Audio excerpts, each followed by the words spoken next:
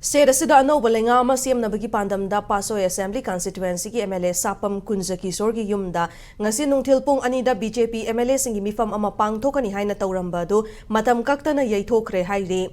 Nongthomam Birena Chief Minister famdagi resign tawkhiba amadi state asida PR lakhibasi miyamna pamde BJP MLA singna punsilaga athubada luchingba ma khalaga lengak semu haiba miyamgi kholaw marakta mayang Imphal Assembly Constituency ki MLA K Robindro amadi MLA'S ki MLA KH Ibomchana joint convener oiduna BJP MLA singi mifam pangthok lagani haiba cherolama ngarang numidang social media platform singda viral oirakhibani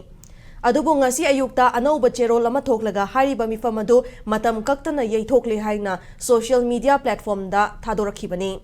Joint convener ani asina khuriak piduna social media platform da thadorak cherol asina ngasi pangthokani haina tawramba mifam adu BJP gi MLA khara medical ground da out of station oikhiba amadi atopa MLA kharana thadokpa yadaba thabak khara lakpadagi mifam asi mapung faroidabana maram oiraga yaithokpani hairi Amaromda viral oirkiba cherol aduda Birena CM fam thadokhiba aduna maram oiraga sedasi hauzi oriba political scenario amadi atopa issue sing khanabana maru oiba agenda oikhibani